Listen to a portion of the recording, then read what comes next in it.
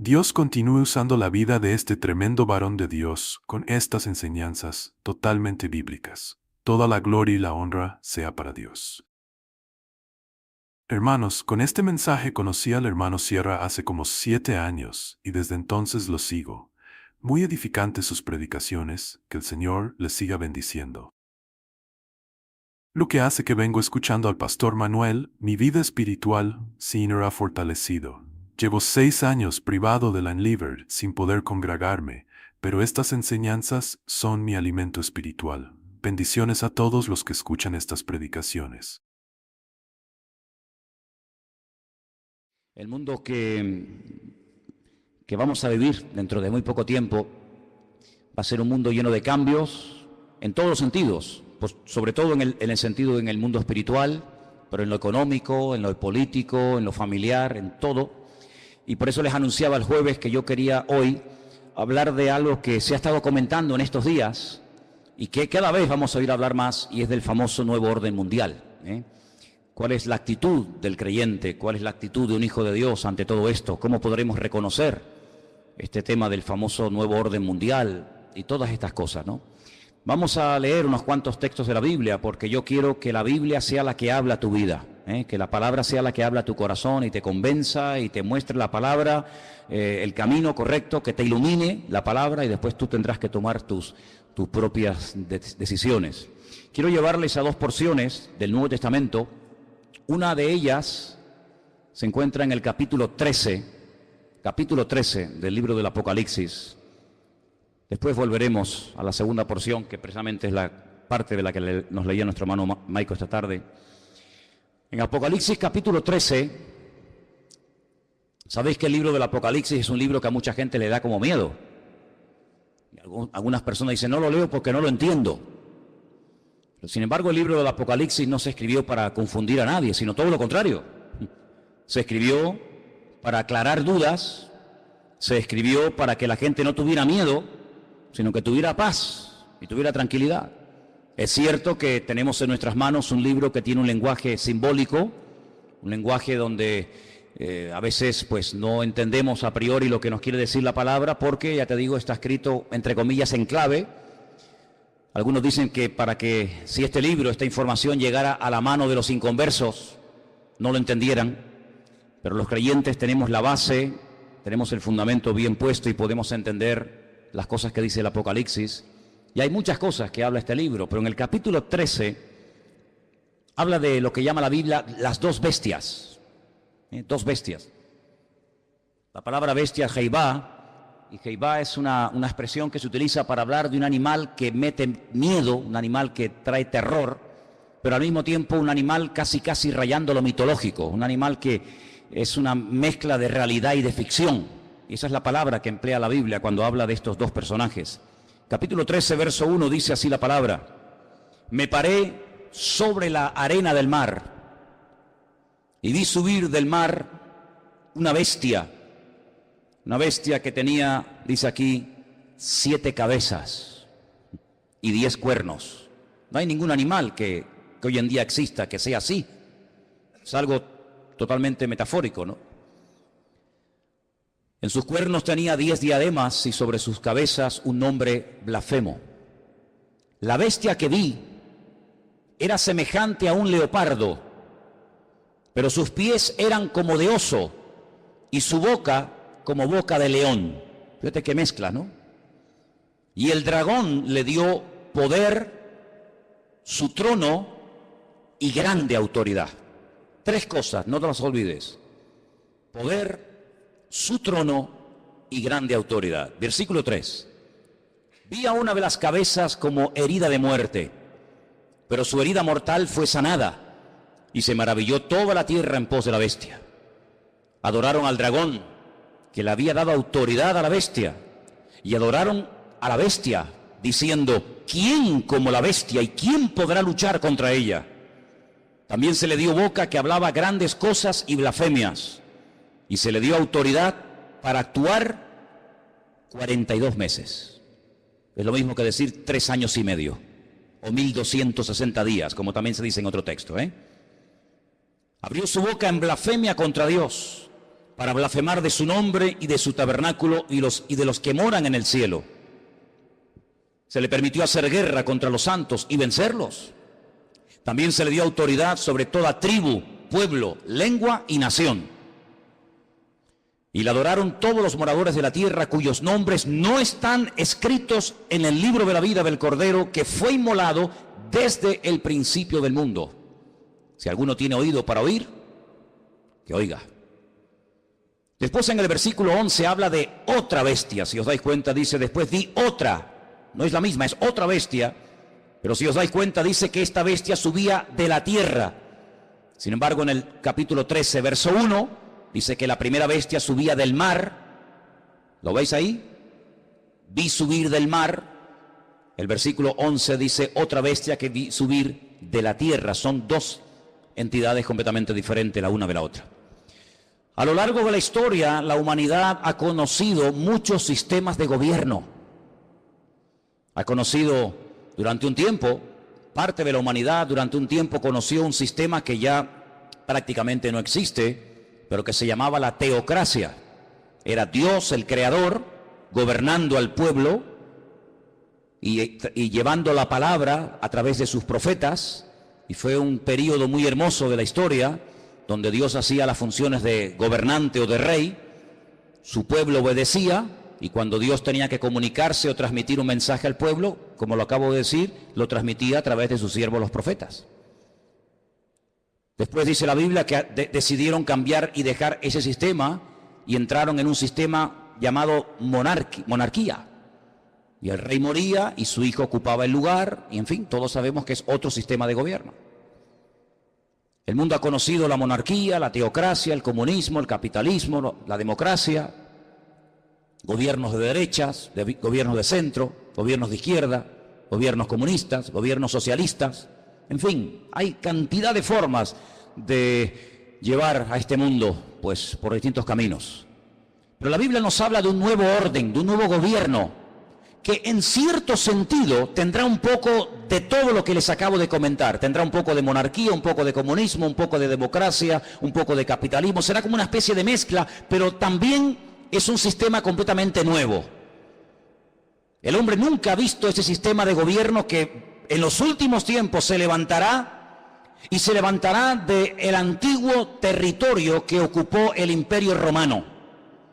Yo no sé cómo estáis de geografía y de historia, pero el antiguo Imperio Romano conquistó prácticamente todo el continente europeo, de punta a punta, todo el Magreb, todo lo que son las naciones del norte de África y parte de Oriente Medio, incluido Siria, Egipto, Palestina y otros países más. De ese antiguo territorio romano, un territorio enorme, la Biblia nos enseña que en los últimos tiempos se formará un nuevo orden mundial, se levantará un gobernante que no sabemos su nombre, pero sí tenemos muchísima información acerca de este personaje, que no es un personaje de la mitología, ni es una especie de engendro entre algo espiritual y algo físico, sino que será un hombre de carne y de hueso, con padre, con madre, con genealogía, con lugar de nacimiento, con pasaporte, etcétera, etcétera. Digo esto porque a veces Hollywood y algunas películas muestran al famoso anticristo como una especie de relación entre Satanás y una mujer, y nace ahí una cosa que no sabe si es un demonio o es un niño. Olvídense de eso.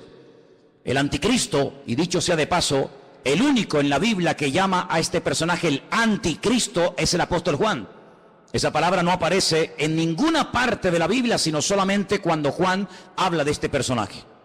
Anticristo, alguien que se opone a Cristo, alguien que ocupa el lugar de Cristo, porque el anticristo no será un ateo. Satanás no es tonto. Satanás sabe perfectamente que lo espiritual siempre al hombre le tira, por un camino o por otro. Luego el anticristo no será un ateo, sino será una persona que caerá en lo más bajo que puede caer un ser humano, y es en la egolatría. Es pretender recibir adoración como si fuera un dios. Esto no es nada nuevo. Ya en Egipto, en Roma y en otros imperios se ha visto como el hombre ha querido ser adorado. Y al faraón se le llamaba el hijo del dios Ra, el hijo del sol. y en Roma sabemos que miles de personas fueron matados y fueron asesinados y fueron quemados porque querían recibir adoración y querían incluso que se les presentara sacrificios y flores y reconocimiento. Así que el anticristo será una persona que al principio, digamos que entre comillas, respetará todos los cultos, todas las creencias, todas las religiones, todo vale, no pasa nada, pero vamos a ver cómo después la Biblia nos dice que pega un cambio.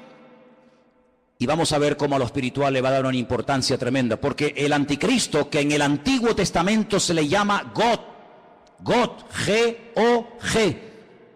Cuando usted lee, por ejemplo, los libros del profeta Ezequiel, usted se va a dar cuenta de que al que llamamos nosotros el anticristo, en el Antiguo Testamento se le llama God. Fijaros qué cosa tan interesante. Satanás, que es un perfecto imitador de las cosas que Dios hace o que va a hacer, llama a este personaje en el Antiguo Testamento God, y es un nombre que la primera y la última letra de su nombre es la misma, es la G, la Gimel en hebreo. Y suma 3, 6, 3, un múltiplo de 666, da 66 en total. Imitando a la profecía que Dios le dio al rey David. David es otro el único nombre en la Biblia que aparece con la misma letra al principio y al final. David empieza por D, termina por D. Lo que hace el anticristo es tratar de imitar a ese futuro rey, ¿verdad?, descendiente de la casa de David, y tratando de ungir, respaldar, apoyar y ayudar en todos los sentidos a este personaje político que tendrá un poder prácticamente ilimitado. Hace unos días, varios gobernantes muy famosos de este planeta Tierra proponían el nombrar a una persona como el presidente del planeta Tierra, el presidente de la Tierra, en este nuevo orden mundial que se está fraguando. Una de las últimas ciudades con un lujo increíble que se ha construido en Kurdistán se llama Astana. Lo habéis visto en algunos grupos ciclistas que llevan Astana, ¿verdad? Y tienen un grupo muy famoso de ciclistas. Astana fue fundada por los Illuminati y por las logias masónicas. Todos los edificios y todos los símbolos de la ciudad de Astana en el Kurdistán, todos tienen que ver con símbolos masónicos y de los Illuminati.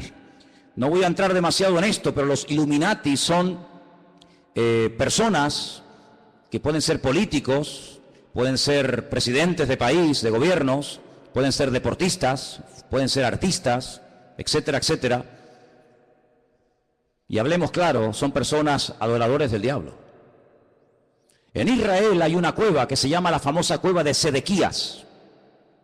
Se llama la cueva de Sedequías porque cuando el rey Nabucodonosor sitió la ciudad de Jerusalén durante más de un año, el rey que en ese momento gobernaba Jerusalén se llamaba Sedequías y huyó por esa cueva, y dice que lo alcanzaron en la llanura del valle de Jericó, que está como unos 8 o 10 kilómetros de allí, y allí lo encontraron, le sacaron los ojos y se lo llevaron cautivo a Babilonia, a Irak.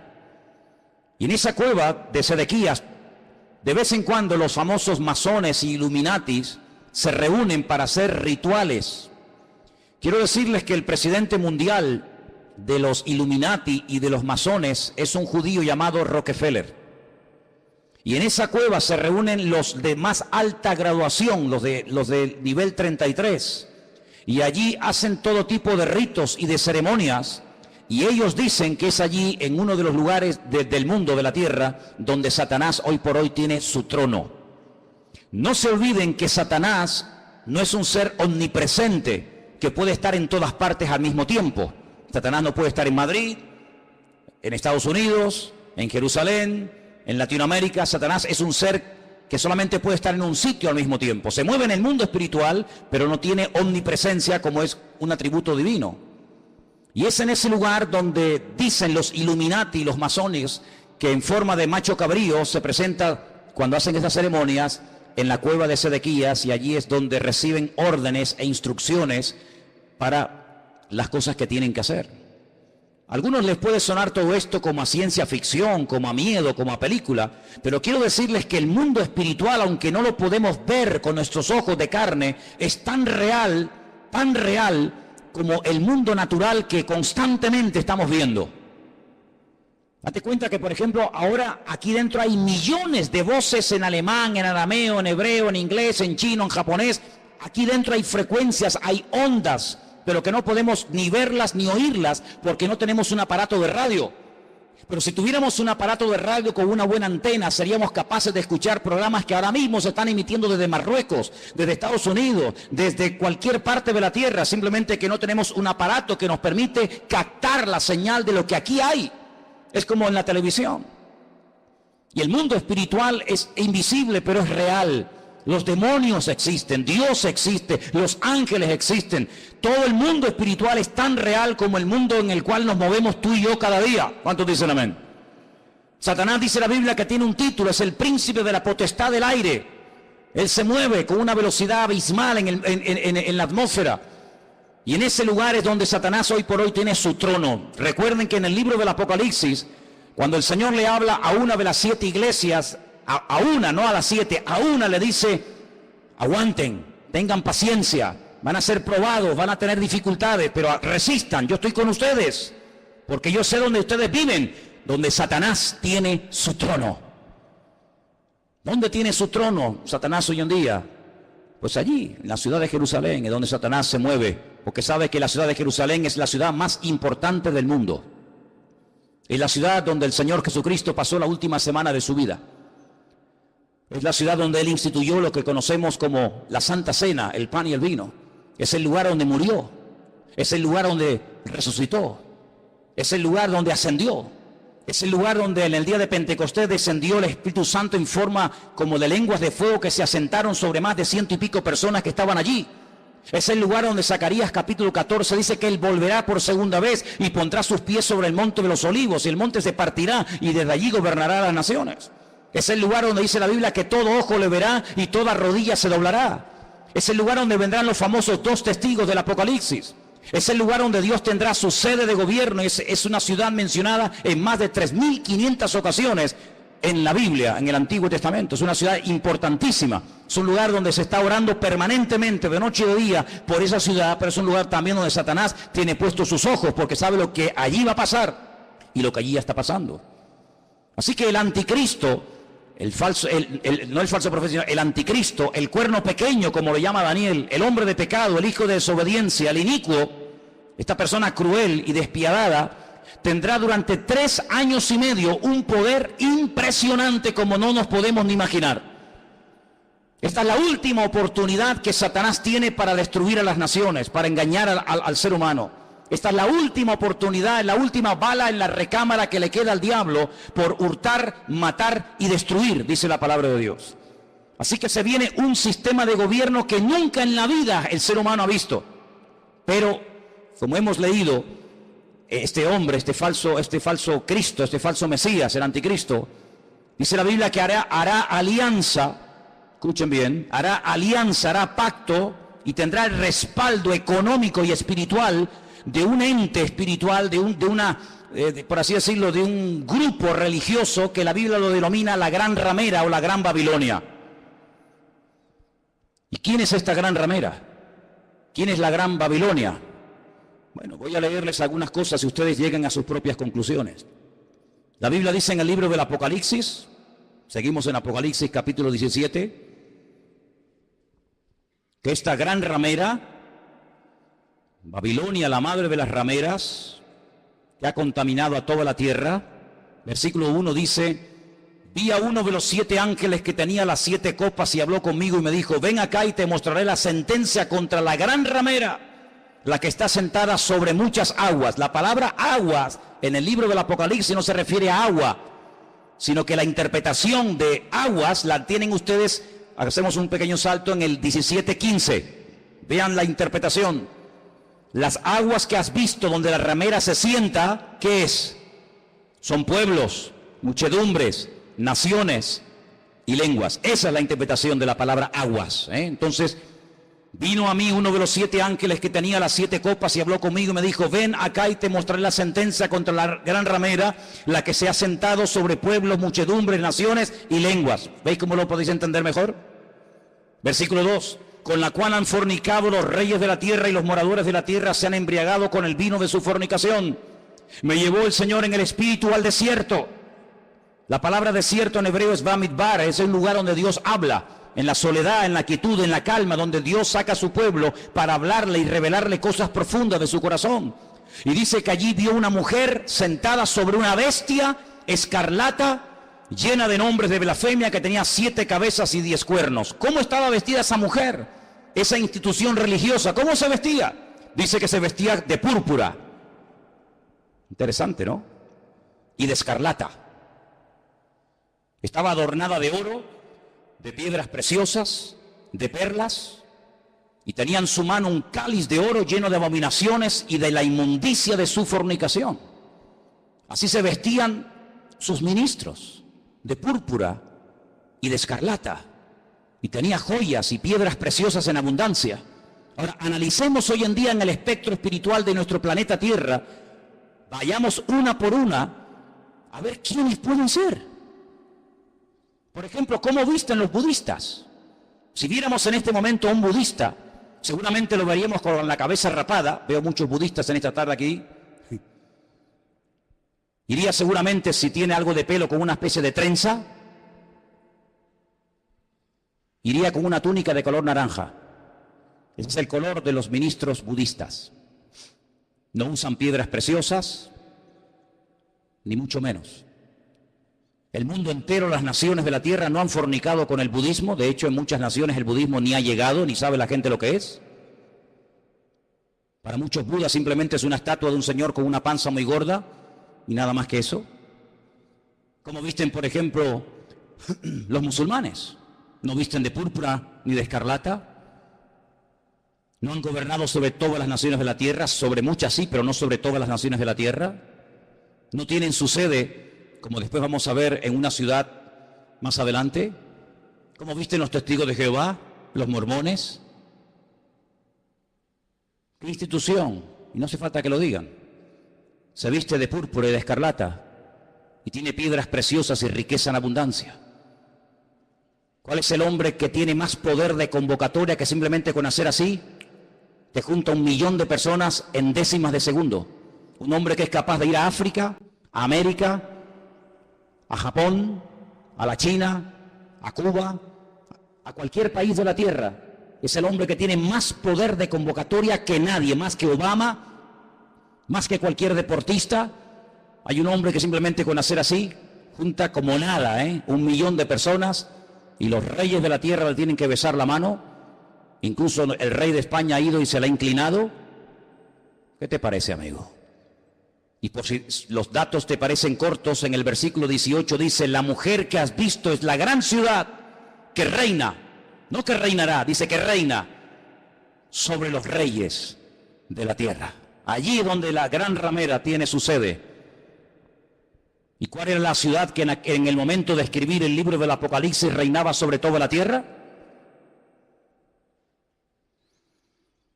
Si seguimos leyendo un poco más adelante, capítulo 17, versículo 8 dice: la bestia que has visto era y no es, y está para subir del abismo e ir a perdición, y los moradores de la tierra, aquellos nombres que no están escritos no están escritos de la fundación del mundo en el libro de la vida, se asombraron viendo a la bestia que era y que no es. Es increíble, amados hermanos, ver cómo el anticristo se hará de la fuerza política, económica y espiritual de esta institución religiosa que la Biblia nos enseña que harán uña y carne en los últimos tiempos. Ahora bien, este anticristo no podrá hacer lo que le da la gana, sino que tiene un periodo muy corto de tiempo para llevar a cabo, digamos, su plan maléfico, que número 1 consiste en destruir al Estado de Israel. Hay una obsesión, siempre había una obsesión contra el judío. El judío es el chivo expiatorio de la historia. Cuando en Alemania había crisis y cuando Alemania no levantaba cabeza, incluso había perdido territorio en la Primera Guerra Mundial, ¿a quién se le echó la culpa?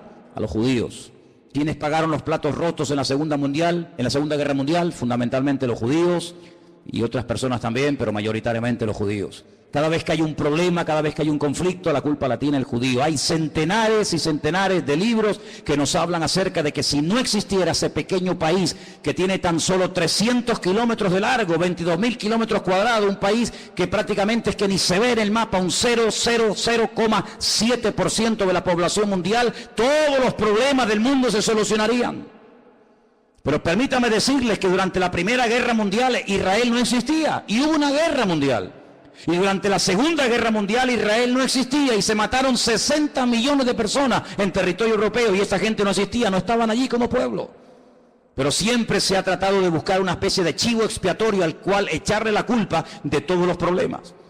Y hay muchos libros que dicen que si Israel no existiera, si ese país no existiera, si se arrasara completamente a esta gente, el mundo sería un mundo de paz, un mundo más equilibrado, un mundo donde no habría tantas guerras y rumores de guerras.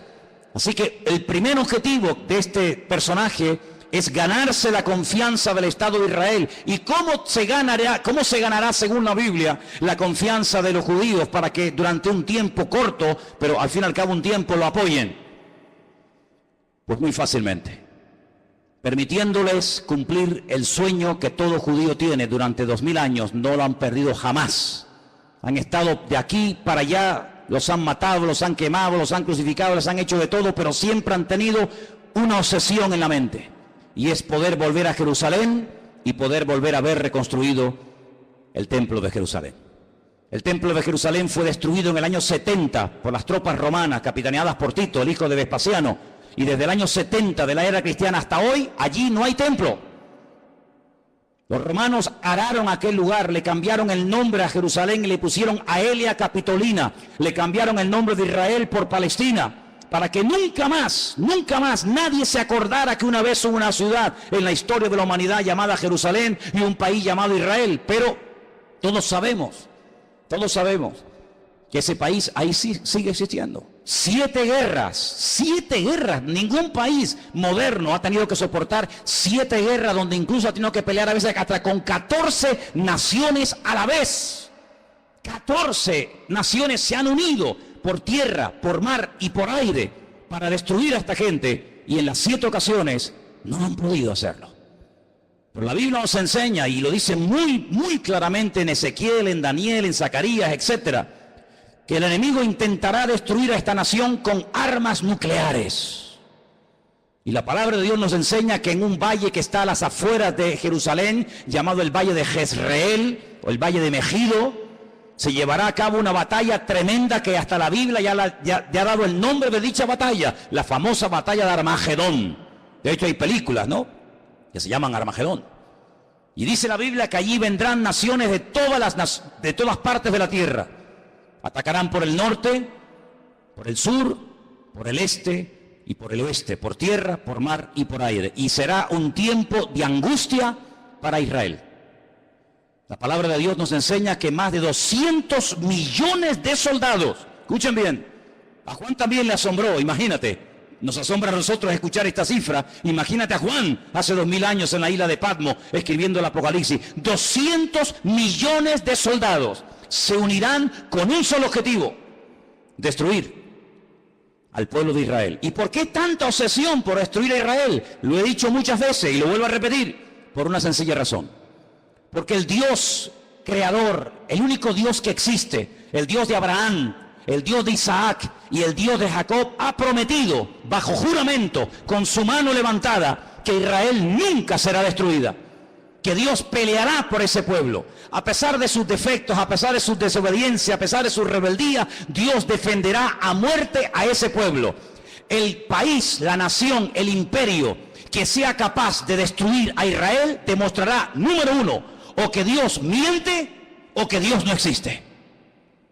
Si Dios ha prometido defender a Israel a muerte y que nunca ninguna nación, ningún pueblo, ningún país, ningún arma forjada se podrá nunca levantar contra esta gente y ser destruida, si alguien logra destruir a Israel, si alguien logra botarlos al mar como intentó Jordania hace años atrás, pues simplemente demostrará que lo que Dios prometió era mentira, o que tal vez Dios ni siquiera existe, el Dios de ellos.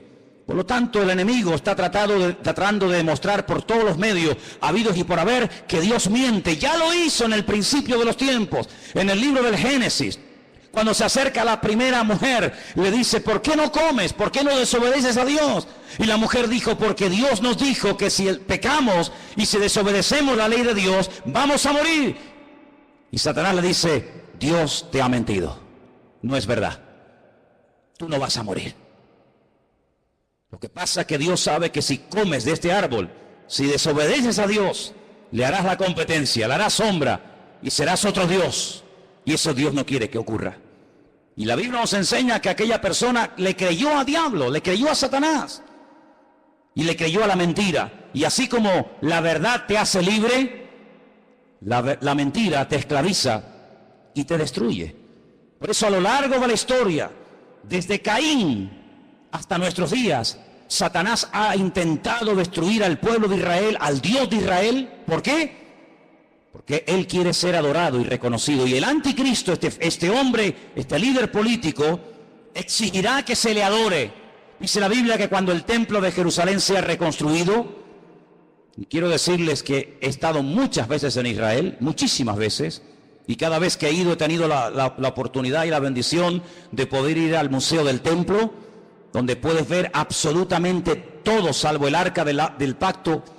Ya está todo preparado, todo dispuesto, todo listo para que se reconstruya por tercera vez el famoso templo de Jerusalén, en el único lugar del mundo donde los judíos pueden construir un templo.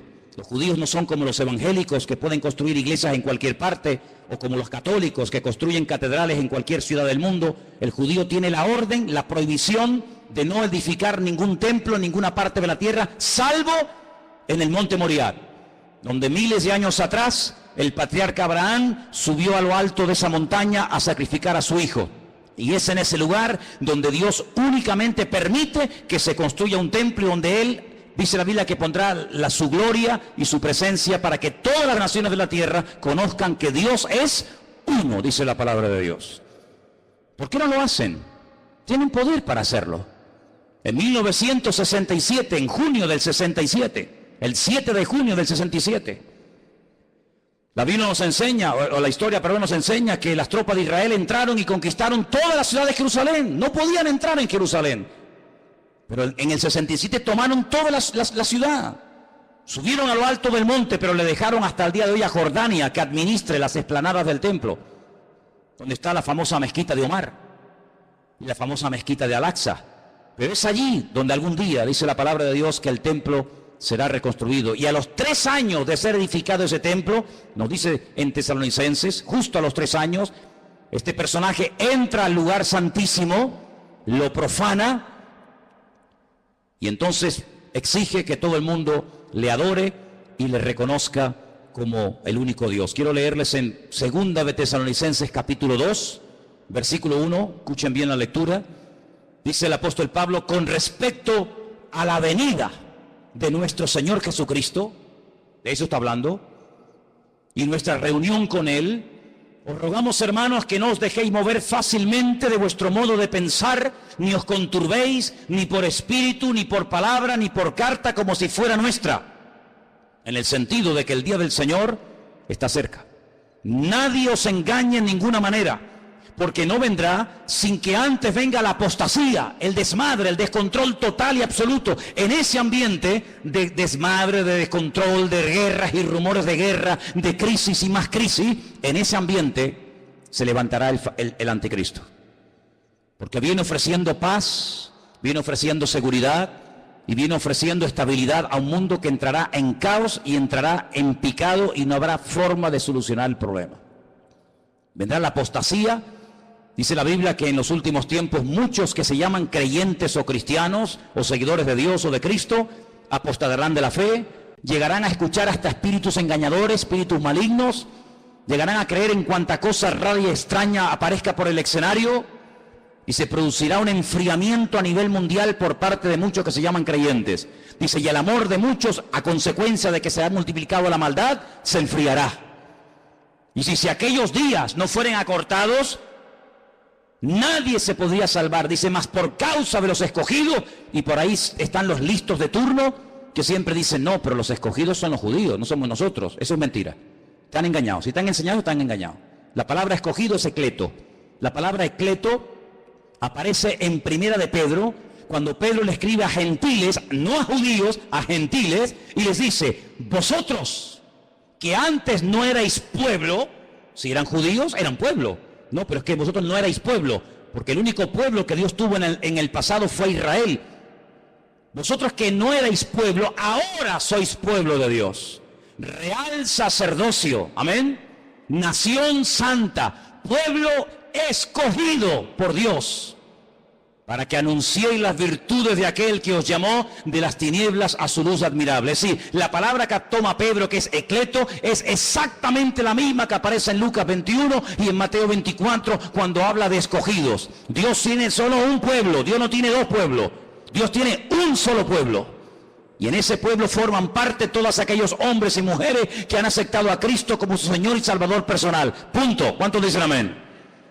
Y dice que si no fueren acortados aquellos días, pero por causa de los escogidos tiene que acortarlo, nadie se podría salvar. Entonces dice que cuando venga la apostasía, muchos, no todos, muchos se apartarán. Y estamos viendo gente que antaño predicaba el Evangelio, ya ni lo predican, ni sirven al Señor, ni se congregan. Y no se asusten ni se sorprendan. Pedro dice, hermano, no os sorprendáis, como si alguna cosa extraña estuviera ocurriendo. Ya os hemos predicado, ya os hemos profetizado, ya les hemos escrito. Dice, y después de mi partida, yo procuraré que ustedes tengan memoria de esto, para que no se olviden, que muchos apostatarán de la fe, que muchos se apartarán, que muchos se olvidarán de Dios, incluso hasta lo van a renegar y lo van a rechazar. Dice que cuando venga, antes de que venga el Señor, tiene que venir la apostasía y se manifieste el hombre de pecado, el hijo de perdición. ¿Y qué hace este hombre? Versículo 4, se opone, se levanta contra todo lo que se llama Dios o es objeto de culto. No permite que haya todo tipo de religiones y todo tipo de creencias, sino que va a ser una persona que va a controlar el tema espiritual o religioso.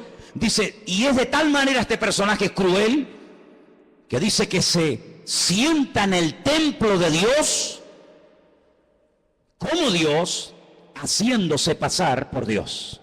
Y el único templo que Dios ha tenido y tendrá es el templo de Jerusalén. Por lo tanto, la Biblia nos habla clarísimamente acerca de que el templo de Jerusalén va a ser reconstruido otra vez. Sí, hermanos, otra vez va a ser reconstruido. Aunque nos parezca extraño, nos parezca imposible. También era imposible que hace 60 años esta gente tuviera un país llamado Israel, y es posible. Ahora vosotros sabéis lo que lo detiene, a este anticristo, a este personaje siniestro, macabro. Dice, vosotros sabéis lo que lo detiene, a fin de que a su debido tiempo se manifieste.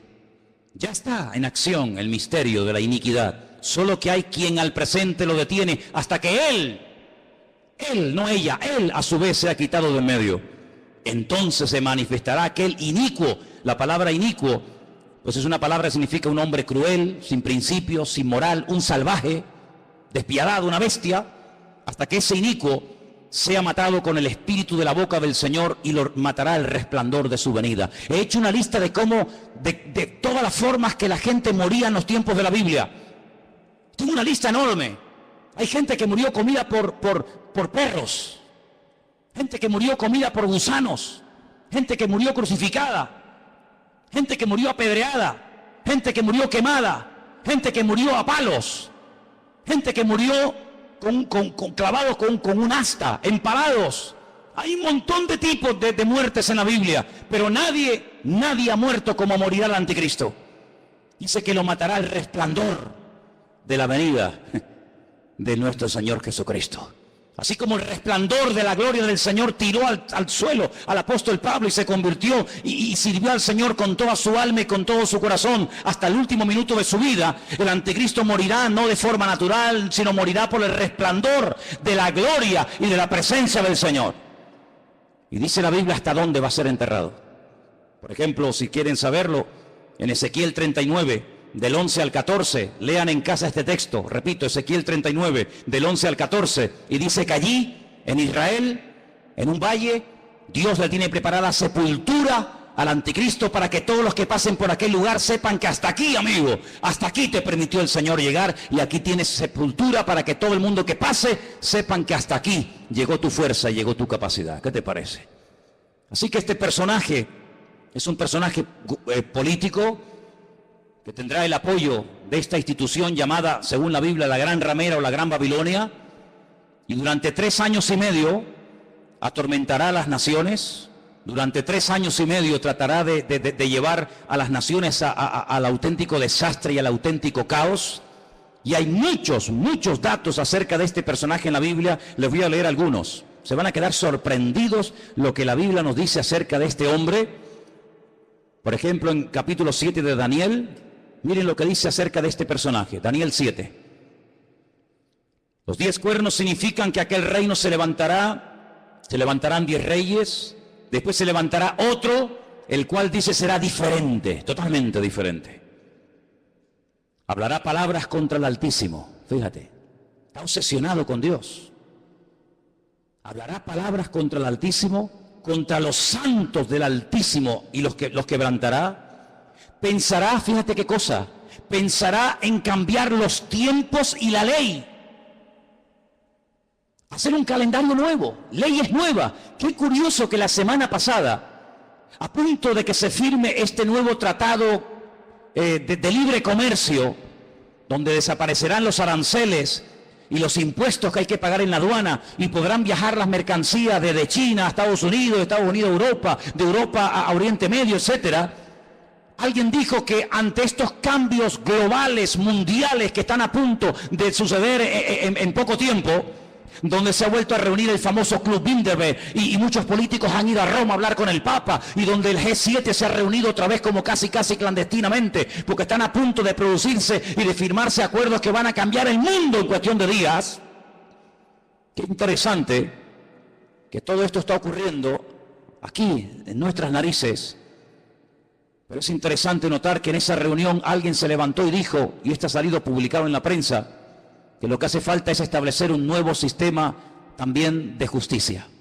Es decir, la justicia, las leyes, los abogados, los magistrados que tenemos en este momento no sirven, no pueden llegar a tener el control de la justicia que hace falta para estos cambios que se vienen. Hace falta otro tipo de jueces, otro tipo de abogados, otro tipo de fiscales. Qué curioso, cambiar las leyes. Una de las instituciones que el anticristo quiere cambiar es la justicia. Y quiere hacerlo lo más injusta posible. Parece una paradoja, ¿no? La justicia que sea injusta. La ley del embudo, donde el que tiene cada vez tendrá más y donde el que no tiene cada vez tendrá menos. Querrá cambiar la justicia, la política, el orden social. Dice la Biblia que una de las cosas que harán los que tienen poder para dictar leyes es presentar leyes terribles como si fueran buenísimas. Y leyes que han sido buenísimas, que han preservado a las naciones de la destrucción, leyes con un principio moral, leyes con un principio de perdón, de misericordia, desaparecerán y a lo malo lo presentarán como bueno y a lo bueno como malo. El jefe de todos los masones de Europa, Jacques Chirac, expresidente de la República de Francia, padre de la Constitución Europea, incluso ha llegado a proponer que en un ambiente de libertad, de igualdad, el ser humano puede llegar a casarse con un animal y hacer una ceremonia oficial donde si te enamoras de tu vaca o de tu perro te puedes casar con él, o si tu perro se enamora de ti no sé si le dirás sí o no. Y eso es lo que él ha llegado a proponer, que todos los seres humanos sean equiparados al nivel de las bestias, y donde un animal puede casarse con un hombre con un animal. Y cosas terribles. En la Biblia nos habla como de engendros, donde se mezcla la biotecnología, donde se mezcla lo físico, lo espiritual, y verás cosas que te he puesto que es un robot, un ser humano. Hay personas que ya están siendo operadas y se córtame las piernas y los brazos. Quiero otro tipo de piernas y de brazos, y ya están haciendo engendros y manipulaciones genéticas sin precedentes en la historia de la humanidad. Qué curioso que la Biblia, desde el libro del principio de la Torá, prohibía todo tipo de mezclas y todo tipo de injertos y todo tipo de cambios, ¿verdad? Sin embargo, el hombre intentará cambiar los tiempos, intentará cambiar las leyes. Serán entregados en sus manos por tiempos y la mitad de un tiempo. Es lo mismo, 3 años y medio, 42 meses. Pero se levantará el juez con mayúscula, le quitará el dominio, será destruido y arruinado, y el reino y el dominio y la majestad y los reinos bajo el cielo serán entregados al pueblo de los santos, cuyo reino es el reino eterno, y todos los dominios le servirán y le obedecerán al Rey de Reyes y al Señor de los Señores. ¿Cuántos dicen amén? Capítulo 8 nos da más datos sobre este hombre. Dice: y en cuanto al cuerno que fue quebrado, se levantaron otros 4 en su lugar. Significa que 4 reinos se levantarán de esa nación, aunque no con la fuerza de él. Estos 10 cuernos, constantemente, en esta tarde habéis oído 10 cuernos, 10 cuernos. Son 10 naciones que se van a unir en los últimos tiempos para pelear. Qué curioso que por primera vez en la historia ha habido una coalición de 10 naciones árabes que en este momento están atacando Yemen, en este momento están atacando Siria y otras naciones del Medio Oriente. 10 naciones, qué curioso. Una coalición de 10 cuernos. Bueno, la Biblia le dijo a Abraham que 10 príncipes saldrían de sus lomos a través de Isaac, ¿verdad? Y dice en el capítulo 8, verso 23... al fin del reinado de estos, cuando los transgresores lleguen al colmo, se levantará un rey altivo de rostro y entendido en enigmas, imitando a Salomón, que dice que venían de todas las naciones de la tierra para hacerle preguntas difíciles, y a todo lo que le preguntaban él respondía. El anticristo tendrá una sabiduría impresionante, diabólica, pero la tendrá. No te olvides que el Señor, cuando creó a este ser tremendo, que no era en ese momento Satanás, sino un querubín, dice que lo dotó de una sabiduría espectacular, de una hermosura sin precedentes. Satanás es capaz de hablar en todos los idiomas de la tierra, de entender todas las cosas que jamás en la vida le podrán caber en el cerebro a ningún ser humano. Y todo eso se lo dará, dice la Biblia, poder, autoridad, respaldo, apoyo a este personaje. Verso 24, y su poder se fortalecerá, pero no con su fuerza propia. Causará grande ruina y prosperará. Qué curioso, por una parte causa ruina y por otra parte prospera. Qué tremendo que los que causan ruina a los demás siempre son prosperados ellos. Es interesante, ¿no? Causan ruinas, destruyen pueblos, saquean ciudades, hacen destrozo, pero estos que le arruinan la vida a millones de seres humanos, luego son los tipos más ricos del mundo. Y uno dice, ¿cómo es posible que este hombre que ha sido elegido por el pueblo, o se puso él teóricamente para ayudar al pueblo, no solamente nos complique la vida y nos arruine y nos mate, y encima el tipo este tenga fortunas en Suiza, sabe Dios dónde? Así será el anticristo. Hará arbitrariamente, es decir, hará lo que le da la gana. Destruirá a los fuertes y atacará al pueblo de los santos. Israel va a ser atacado, Israel lo sabe. En este momento solamente Irán, escuchen bien esto, solamente Irán. El otro día hubo una reunión a más alto nivel. La República iraní le dijo a Israel, si me atacas, Israel quiere atacar las centrales nucleares, porque Irán acaba de firmar un acuerdo donde permite que los observadores internacionales entren en instalaciones civiles, pero no en las militares. Insiste continuamente de que todo el arsenal que Rusia le está proporcionando de uranio es simplemente para hacerle la vida a los iraníes más fáciles. Pero todo el mundo sabe, porque lo han dicho, no es nada que se oculte, porque lo han dicho, que el objetivo de ellos es literalmente hacer un festival nuclear en la ciudad de Jerusalén. Arrasar a Israel y borrarlos de la faz de la tierra. Israel se está pensando muy seriamente hace mucho tiempo atacar las bases militares nucleares. Irán le dijo, si me atacas, tengo en este momento 80.000 misiles apuntando hacia la ciudad de Jerusalén. ¿Qué te parece, amigo? Solamente Irán, sin contar otras naciones que le rodean. 120 millones de enemigos contra 7 millones. Es una desproporción muy grande, ¿verdad? 120 millones contra 7 millones. Con su sagacidad hará prosperar el engaño. Todo lo que estamos viendo de corrupción, de engaño, de ladrones y sinvergüenzas que han saqueado y robado lo que les ha dado la gana, que entran por una puerta y salen por la otra. Todo esto es simplemente un pequeño botón de muestra, como preparándonos psicológica y mentalmente para lo que viene.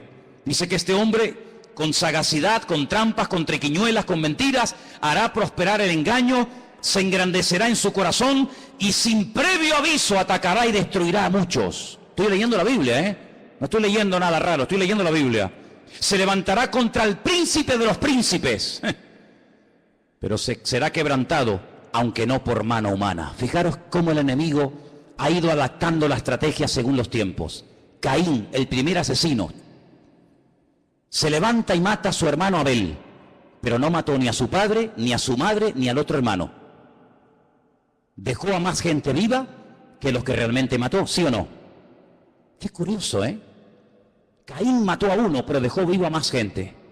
Cuando pasa el tiempo, dice la Biblia que otra persona que también tiene el mismo espíritu de Caín, pero elevado a la máxima potencia, va más allá y dice, en vez de matar a uno, matemos a todos, pero solamente a los varones. Y deja a todas las mujeres vivas.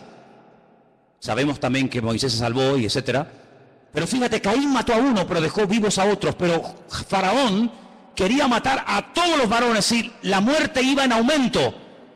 Pero cuando no lo consiguió, el mismo espíritu de Caín que habitó en Faraón salpicó y se apoderó de aquel rey perverso de Amán, allí en los tiempos de la reina Esther, y dijo, no solamente a los hombres, sino a los hombres, a las mujeres, a los niños, y arrasemos con todo. Es decir, que no ha ido a menos, sino que la maldad siempre ha ido a más, siempre ha ido a más. Por lo tanto, todo lo que hemos visto a lo largo de la historia son simplemente pequeñas pinceladas de lo que le espera a esta tierra. Si saltamos al capítulo 11 de Daniel, sigue dando datos muy interesantes. Dice aquí, hará este rey según su voluntad.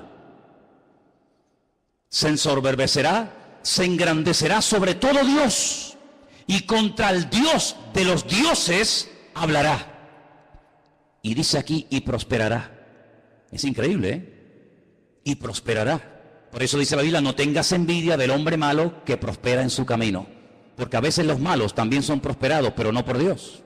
Y dice aquí, hasta que sea consumada la ira y lo que está determinado se cumpla. Ahora fíjate qué dato tan interesante. Yo sé, y algunos seguramente me lo harán notar, que en el texto original no existen palabras con mayúscula y palabras con minúscula.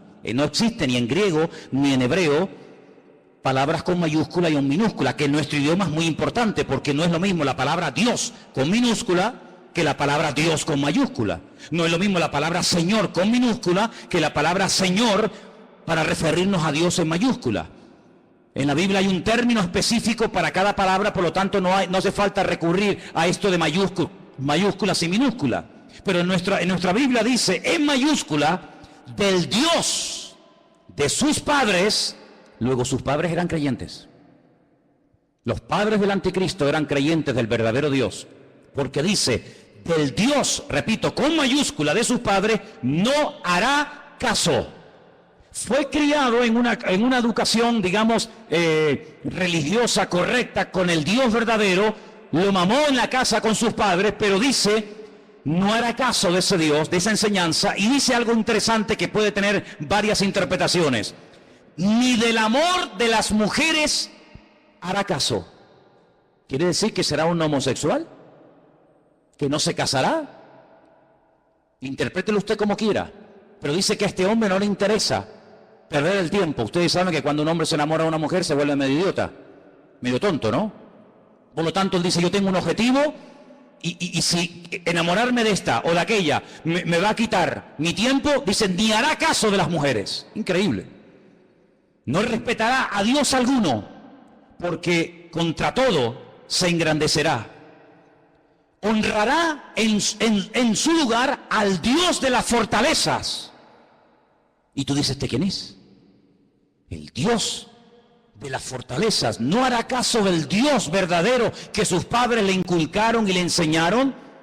Dejará ese Dios verdadero y comenzará a adorar, dice aquí, al Dios de las fortalezas. Ahora, el libro de Daniel es el único libro de la Biblia que está escrito en dos idiomas diferentes. Todos los libros del Antiguo Testamento están escritos en hebreo y los del Nuevo Testamento en griego, pero Daniel no.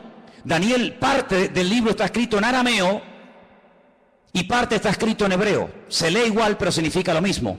Cuando usted lee del Dios de las fortalezas lo honrará, dice textualmente Alá Maozín. Y menciona la palabra Alá. ¿Saben que las siguientes Biblias que se van a vender reciente, dentro de muy poco tiempo, que ya están en circulación en las iglesias evangélicas, dirá, por ejemplo, en el principio creó Alá los cielos y la tierra? ¿Sabían que la palabra Elohim o Dios desaparecerá de muchas Biblias en los próximos años y aparecerá la palabra Alá? ¿Sabían eso? Pues vete espabilando. De Alá, del Dios de la guerra, como dice el texto, a ese Dios adorará. Dice Dios que sus padres no conocieron. No tiene nada que ver la adoración a ese Dios con el Dios que sus padres le enseñaron. Y dice, lo honrará con oro y con plata, con piedras preciosas y con cosas de alto precio. Hermanos, esto se escribió hace más de 3000 años, ¿eh? Es impresionante cómo hace más de 3000 años el profeta Daniel sabía detalles de la vida de este hombre que en aquel momento lógicamente no existía y que está a punto de aparecer.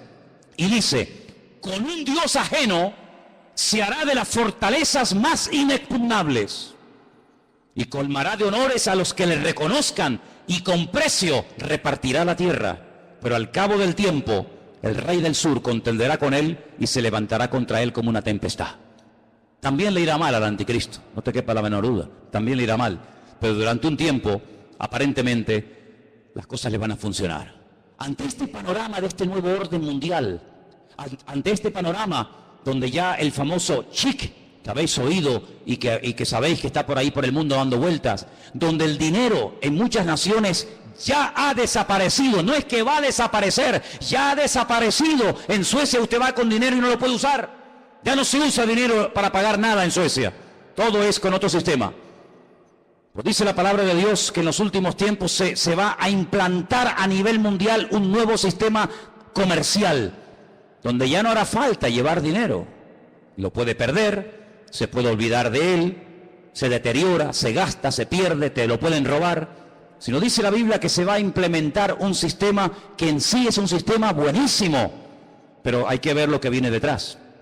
Y es un sistema donde dice la Biblia que nadie podrá llegar ni a comprar nada, ni a vender absolutamente nada, ni un litro de leche, hermano, ni una barra de pan en la panadería, ni nada de gasolina para el coche. Nadie podrá, bajo ningún concepto, comprar ni vender, a menos que lleve implantado en su cuerpo un microchip, como el que llevan los perros, hace muchos años, donde simplemente con un aparatito cualquier veterinario del mundo sabe cómo se llama ese perro, dónde vive, si está vacunado, si no está vacunado, cómo se llama el dueño, dónde vive y qué hace y qué no hace.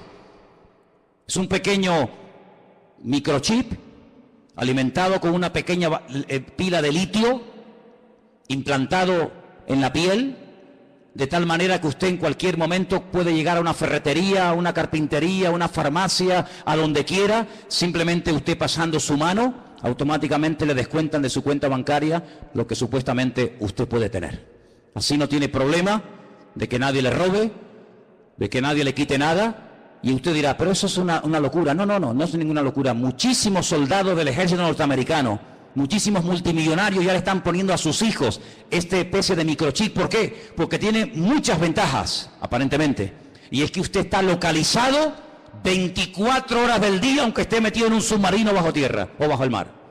Usted está localizado permanentemente, porque los satélites captan esa señal, captan esa radiofrecuencia en cualquier lugar donde usted se encuentre. ¿Cómo podía saber Juan, un pescador de Galilea, hace 2000 años atrás, en un pequeño país llamado Israel, que algún día en el mundo, en el planeta Tierra, habría un sistema tan sofisticado, donde la gente ya no usaría dinero para comprar, ni para vender, ni para viajar, sino que simplemente llevando ahí una especie de chip en la mano, pasándolo por una especie de escáner o de máquina, la gente podría llevar una vida normal? ¿Cómo podía ese hombre saber eso hace 2000 años? No lo sabía. Dios se lo dijo. Y Dios se lo reveló. Porque aquí el que controla el pasado, el presente y el futuro es nuestro Dios. Y el Apocalipsis está escrito en pasado. Porque esa es una de las características del tema profético en la Biblia, que el futuro se cuenta en pasado. Y por eso dice la Escritura que para conocer el futuro hay que conocer el pasado. Porque el que no conoce lo que Dios ha hecho, no sabrá nunca lo que Dios hará en el futuro.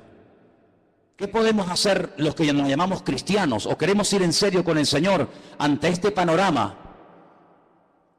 Bueno, es interesante notar que una de las profecías que se tenía que cumplir en los últimos tiempos es que el río Éufrates, saben que Irak está bañada por dos grandes ríos, el Éufrates y el Tigris, es una de las zonas donde estaba el famoso jardín del Edén. Llegaría un momento que se tendría que secar para que tropas del norte, dirigidas por Rusia, vinieran en dirección a la tierra gloriosa, entrando por los famosos altos del Golán, en el norte de Israel.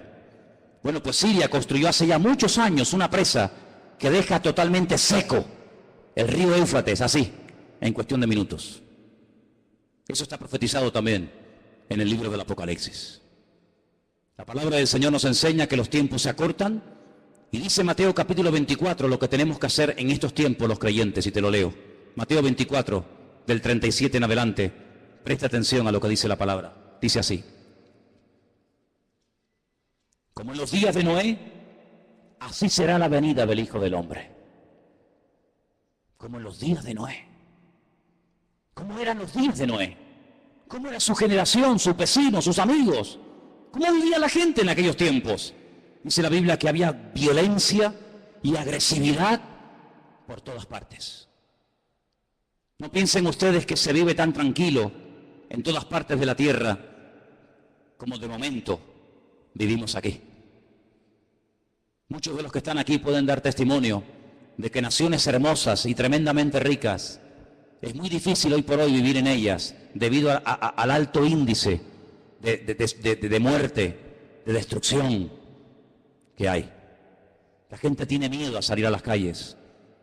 Dice la Biblia que llegará el momento en el que la gente más pacífica, aquella chica que cuando caminaba dice que ni siquiera se atrevía a poner el pie en tierra, de lo delicado y de dulce que era, ten cuidado porque se te puede llegar a convertir en tu peor enemigo. Donde los padres serán capaces de entregar a sus hijos, donde los hijos serán capaces de traicionar y de vender a sus padres, etcétera, etcétera. Como los días de Noé, violencia, agresividad, perversión, algo impresionante. Si nos metiéramos a dar datos de la cantidad de perversión que hay con niños, con jovencitas en muchas partes del mundo y muchas muy cerca de aquí, nos quedaríamos realmente sorprendidos de ver cómo hemos superado con creces a las famosas ciudades de Sodoma y Gomorra. La perversión ha llegado a unos niveles indescriptibles. Sigo leyendo en el versículo 38. Porque como en los días antes, días hermano, no años, días antes del diluvio, ¿qué hacían? Comían, bebían, se casaban, se daban en casamiento hasta el día en que no entró en el arca. ¿Cómo es posible que está a punto de venir un diluvio, que vamos a morir todos como ratas, que no hay escapatoria? Y te estés casando, pero ¿casando para qué? Si mañana vamos a morir todos. Y haciendo negocios a largo plazo, y haciendo inversiones, y comprando, y vendiendo, y comiendo, y bebiendo, cuando te quedan 20 horas de vida. Oye, si tú supieras, dime la verdad, hermano y hermana, si tú supieras con toda seguridad que te queda una hora de vida, ¿qué harías? Dime qué harías. ¿Llamarías ahora a tu hijo, a tu hija? ¿Harías algo? No, todavía queda mucho tiempo, sí. Esa actitud de indiferencia, de decir, bueno, no hay tanta prisa, tampoco es para tanto, no exageres tanto, Manolo, que todavía queda mucho tiempo, que soy muy joven, que queda mucha vida por delante, sí, también al que enterré ayer le quedaba mucha vida por delante, y con 44 años recién cumplido el lunes, ahora está, donde todos sabemos que está, toda la vida le quedaba por delante, claro, un chaval con 44 años, pues, hombre, pues imagínate tú lo que puedes vivir, casi otros 40 años más, pues no, se acostó a las 9 de la noche, y a las 7 de la mañana, su vida se apagó. ¿Qué te parece? Días antes del diluvio, Noé estuvo predicando y diciendo a la gente, viene el diluvio, que Dios va en serio, Dios te ha dado oportunidad, otra, y mañana, y pasado, y nada, y no hacían caso. Así será la venida del Hijo del Hombre. Dice, no entendieron. Oye, ¿no te ha pasado? Gente inteligente, gente con más o menos un mínimo de cultura, un mínimo de, no sé, de luz, que tú le hablas de cualquier cosa y todo lo entienden. Le hablas de política, 3 horas hablando de política. Le hablas de fútbol, va, pero yo te cuento. Le hablas de lo que quieras. Tocas el tema de la Biblia. Tocas el tema del Señor y son los más torpes del mundo. Y un tío tan listo, un tío tan sabio, un tío tan espabilado, un tío que se ha buscado la vida toda la vida, De todo entiende y de todo sabe. Lo dejas en el desierto y el tío sobrevive. Lo dejas en el Himalaya y el tío se busca la vida. Cuando le hablas del Señor, no entiende nada. Leíste la Biblia, sí, pero no la entendí. Pero tío, ¿cómo es posible que leas el periódico, leas la revista y todo lo entiende? Y cuando te hablo de Dios, no entendieron. Hay como una nube, hay como una ceguera espiritual. ¿Por qué se creen que comencé el culto cantando abre mis ojos? ¿Piensan que todo esto es casualidad? ¿Que detrás de esto no hay oración y preparación? Y diciendo, Dios mío, háblanos. Claro que lo hay. Abre mis ojos, ¿pero a qué? A la realidad espiritual de lo que se cierne y de lo que viene, hermanos. No entendieron hasta que vino el diluvio. Cuando entendieron era demasiado tarde. Claro, entendiste, pero ya no hay tiempo. Se los llevó a todos. Así será también la venida del Hijo del Hombre. ¿Qué te parece, amigo? Algunos no tuvieron miedo la primera vez que se metieron un pico en las venas. No tuvieron miedo ninguno. Algunos no tienen miedo a tirarse en parapente, en paracaídas, al vacío, nadar entre tiburones, subir al Himalaya y hacer locura. Y venga a beber, y otra. No tienen miedo, pero cuando llega la hora de poner ese valor al servicio de Dios, son unos cobardes. Y la Biblia los llama así, La gente que no tiene valor para creerle a Dios los llama cobardes. Valientes para lo malo, cobardes para lo bueno. ¿No entendieron? Dice, pero por eso estarán dos en el campo. Uno se va y otro se queda. Dos mujeres estarán moliendo en un molino. La una será tomada y la otra será dejada. Y ahora viene la palabra, escúchala. Velad, velad. Porque no sabéis a qué hora. Es verdad. Pero tal y como están las cosas, la hora no la podemos saber. Pero, ¿qué quieres que te diga? Viendo todas las piezas del puzzle, uno las va juntando por aquí, las va juntando por allá, lo que oye por aquí, lo que oye por allá, lo que me cuenta fulano, lo que yo he leído, lo que me han contado, lo que yo veo tal, y va juntando y dice, Dios mío, nos queda poco, la hora imposible. Pero el Señor está cerca. ¿Cuántos lo saben? Sabed esto, que si el padre de familia supiera que hora el ladrón va a venir, velaría y no dejaría minar su casa. Lógico. Si yo sé que esta noche a las 3 de la mañana me va a venir alguien a robar la casa, yo no duermo. Yo no lo voy a recibir con una Biblia, Yo me hago de un palo o de un hacha, lo que haga falta. Que venga a las 3 de la mañana. Que venga. Te voy a dar la del pulpo, te voy a dar. Pero si yo no sé que viene a las 3... yo me voy a dormir, me levanto mañana y cuando me levanto digo, ¡ay va! Que me han robado, que me han quitado esto, que me han quitado lo otro. Pero dice la Biblia, cuando tú sabes que el Señor viene pronto, tú no estás distraído, tú no estás atontado, tú no estás agobiado. ¿Qué es lo que hace el diablo? A uno los revienta a trabajar, como a los judíos en Egipto. Que trabajen como mulas. Así no piensan. Así van a llegar a la noche a la cama rendidos. Pero el diablo también a otro le dice, no trabajes tanto. ¿Para qué trabajar tanto? Y los tiene todo el día ociosos, sin pegar palo al agua, y entran en depresiones. Se aburren, comienzan a tontear con esta, a tontear con el otro, mensajitos a este, mensajitos al otro. Entonces los dos extremos. O te revienta a trabajar para que no tengas tiempo ni para orar, ni para leer la Biblia, ni para congregar. No, estoy muy cansado, no puedo. No, es que no tengo tiempo. O te lleva al otro extremo y dice, no pegues un palo al agua, no seas tonto. Y estás todo el día buscando un juguetito en lo que entretenerte. ¿Qué te parece? El diablo no es tonto, El diablo no es tonto. Sabed esto, que si el padre supiese a qué hora habría de venir, velaría y no dejaría mirar su casa. Por lo tanto, tenéis que estar preparados, porque el Hijo del Hombre vendrá a la hora que no penséis. ¿Cuántos dicen amén? Os voy a dar una cita para que la leáis tranquilamente en casa. Se titula El Anticristo. Está en 1 de Juan 2, del 18 al 24. El Anticristo. Una de las características de este hombre, ¿cuál será? Ahí está. 1 de Juan 2, del 18 al 24. Algunos dirán, pero cuando, hermano, las cosas se pongan feas, difíciles, cuando empiece a ocurrir todo esto, los creyentes no vamos a estar, ¿no? Entonces, ¿para qué se escribió la Biblia? Si no vamos a estar, ¿para qué se escribió? Tanta tinta, tanto libro, tanta literatura, tanta advertencia, tanta profecía, tanto mensaje. Si al final no vamos a estar, está perdiendo el tiempo. Es que se escribió tanto para que el pueblo de Dios no fuera sorprendido. Alguien dijo hace 150 años, escucha bien esto, hace 150 años, alguien dijo, tranquilos hermanos, cuando empiecen las persecuciones, cuando empiecen las matanzas, cuando empiece el mundo a ponerse difícil y duro, el Señor arrebatará su iglesia y aquí no estaremos ninguno. Esto lo dijeron hace 150 años. Es decir, durante 2000 años los creyentes se han estado preparando para servir al Señor a las duras y a las maduras, con persecución o con aplausos. Pero claro, por ahí cayó en buena tierra, entre comillas, la enseñanza de que los creyentes no iban a estar en tiempos de persecución. Sin embargo, nuestros hermanos de Irak, de Siria, de Corea del Norte y de tantas y tantas naciones que están muriendo quemados, vivos, apaleados, crucificados, degollados como si fueran animales. ¿Son ellos creyentes o no? ¿Estarán ellos en pecado y por eso Dios les paga así? Cuando dice la palabra de Dios que los mártires nos tienen que dar ejemplo a todos y a cada uno de nosotros. Por lo tanto, velemos y oremos, porque las cosas no van a ir a mejor. Todo esto de pactos, que si Podemos, que si el PP, que si... Hay algunos que son tan ingenuos, tan tontos, que creen que todo se va a solucionar a base de habla, que te habla y promete y te doy, y tú aquí y tú allá.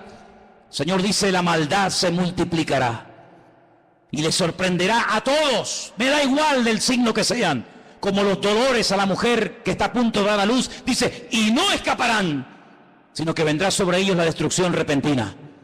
Nosotros no tenemos la confianza puesta en el PP, yo por lo menos no, a lo mejor alguno aquí sí. Yo no confío ni en el PP, ni en el PSOE, ni en Ciudadanos, ni en el otro, ni el Melena, yo no confío en ninguno de ellos, porque todos son hijos del diablo. ¿O no? ¿O no? Porque estás conmigo o estás contra mí. ¿Cómo voy a poner yo mi confianza en el hombre? ¡Maldito el hombre que confía en el hombre! Nosotros ponemos nuestra confianza en el Señor, Dios Todopoderoso. Él no nos va a fallar. Estemos en el diluvio, estemos en la tormenta, estemos en la cárcel o estemos fuera, yo estaré contigo todos los días hasta el fin del mundo y nadie te podrá hacer frente en todos los días de tu vida. Eso es lo que nos dice el Señor y a eso tenemos que agarrarnos ahora más que nunca. Por eso llevo años diciendo cada semana, oh hermanos oremos, hermanos busquemos al Señor, métanse en la palabra, dejen de perder tiempo en tontería, no hagan planes que tú no... hablando de planes, ¿cuántos de los que están aquí tienen planes y meten al Señor en sus planes? Es que lo tenía aquí apuntado y no me puedo ir sin decirlo.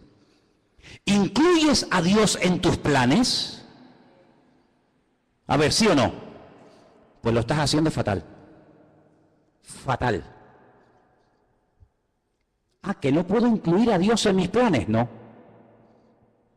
Pero hermano, no te entiendo. Espera, déjame que te explique. Pues si no te vas a quedar así. Tú no tienes que incluir a Dios en tus planes. Tú tienes que meterte en los planes de Dios. ¿Ves la diferencia? Yo tengo planes, quiero ser médico, quiero ser abogado, quiero estudiar 5 carreras, quiero casarme con un chico alto, guapo, rubio, maravilloso, que habla inglés, arameo, francés, chino, japonés, tenga un coche, un yate, un avión. Claro, esos son tus planes. Y Señor, me tienes que ayudar, me tienes que ayudar, amigo, Tú tienes tus planes, tus proyectos, y ahora me caso, y ahora me divorcio, y ahora compro, y ahora vendo, y ahora voy a la playa, y ahora voy al monte. Tú tienes tus planes y metes a Dios en tus planes. Te equivocas rotundamente, no has entendido nada. Y tú dices, pero ¿cómo se predica en esta iglesia? Sí, amigo, aquí estamos para esto. Si quieres más la papita dulce, vete allá a la esquina que está la guardería Heidi. Aquí yo te digo que la única manera de ir de gloria en gloria y de victoria en victoria no es metiendo a Dios en mi agenda, sino metiéndome yo en su agenda y en sus planes y en sus proyectos. Y entonces Dios te va a bendecir y Dios te va a ayudar. No metas a Dios en tu vida, métete tú en el Señor y entonces el Señor te va a ayudar. Y se abre la puerta, se cierra la puerta, poder decir gloria a Dios, porque Dios está conmigo y nadie me podrá frenar en los días de mi vida. Aleluya. ¿Cómo que tus planes? ¿Qué dices, amigo? ¿Cómo que tus planes? Ya no vivo yo, ya no vivo yo. Es Él el que vive en mí. Por eso es muy difícil ser cristiano. Porque ¿a quién no tiene planes? ¿A quién no le gusta? Hombre, a mí me han dicho, ¿cuántas veces me han dicho, ay, yo sé que el Señor tiene que venir, pero que no venga ahora mismo porque yo me quiero casar? Ah, bueno, pues nada. Entonces, dile al Señor, Señor, no vengas de momento porque me he comprado el vestido, me he comprado los zapatos. Y claro, si vienes, ¿cómo me los pongo? Esa es como me dijo a mí una chica cuando inauguramos esta iglesia hace 14 años atrás. Tuvimos cultos sábado y domingo. Y el sábado le dije, mira, cantas tú y tú, y el domingo cantan otras hermanas Y me dice, no, hermano, yo canto el sábado y el domingo. Digo, no, tú cantas el sábado y otro el domingo. Que no, digo, hombre, ¿cómo no? Vamos a ver. Y digo, pero ¿tú por qué tanto empeño en cantar también el domingo? Y me dice, porque me he comprado 2 vestidos. Me he comprado uno para el sábado y otro para el domingo. Y si no canto el domingo no me van a ver el vestido nuevo. Y yo le dije, pero ¿tú vienes aquí a la iglesia para presumir de vestidos? Porque si vienes aquí a aparentar y a presumir, aquí te sobra el sitio, hija.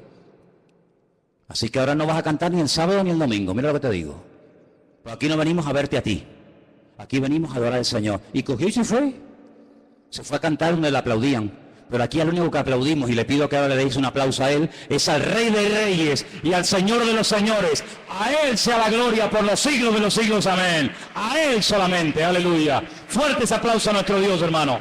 Amén, amén, amén. Aleluya. Amén. Nada más que a Él. Todo lo demás sobra. ¿Cuánto tiempo va a reinar el anticristo? ¿Cuánto tiempo va a estar este personaje, este tipejo? ¿Cuánto tiempo? Lo hemos leído. Tiempos y la mitad de un tiempo. 42 meses, 1 año y medio. 3 años y medio. ¿Eso es lo que va a durar? 3 años y medio. ¿Pero cuánto va a durar el reino de nuestro Dios? Por los siglos de los siglos. Amén. Sí, tú tendrás tu tiempo de gloria, como muchos que ves en televisión, de plató en plató, de programa en programa. Parece que pasa un tiempo y desaparecieron. Cierra tus ojos, hermano. Empápate de la Biblia. Métete en el Señor. Y dile al Señor, yo haré en la vida lo que tú quieras. Solamente lo que tú quieras. La vida cristiana no es hacer lo que yo quiero y usar a Dios para mi beneficio personal. No. Eso no es vida cristiana, eso se llama religión. Eso es religión, donde yo hago lo que me da la gana y Dios está a mi servicio 24 horas al día en lo que yo quiera y en lo que yo pida. Eso es religión, donde yo pongo las normas, donde Él está para servirme a mí. Evangelio es, yo no tengo planes, yo soy un siervo en las manos de Dios y yo haré y me casaré o no, y compraré o no, iré o no, a donde Dios quiera. Eso es el Evangelio, lo otro es religión. Y por eso, amados hermanos, yo le digo a todos los jóvenes que están aquí esta noche, muchos de ustedes que se están matando estudiando, pregúntale al Señor si eso es lo que Dios tiene para tu vida. Porque si eso es lo que Dios tiene para tu vida, gloria a Dios, qué bueno.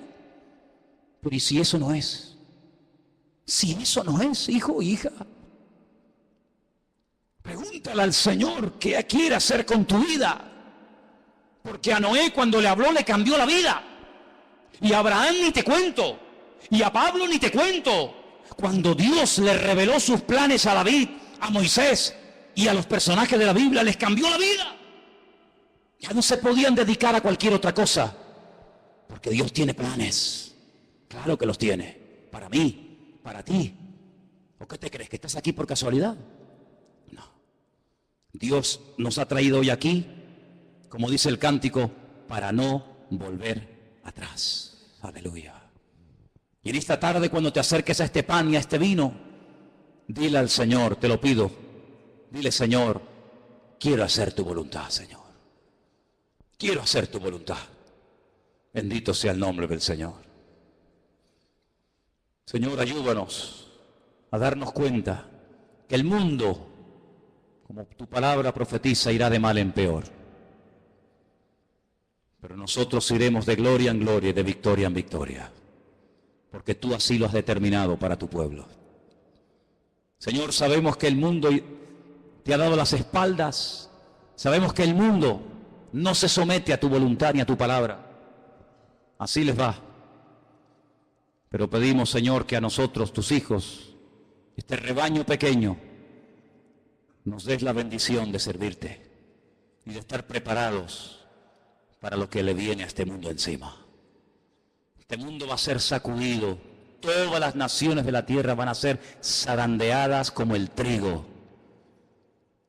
Pero te pedimos, Señor, que tú nos protejas y nos libres del maligno.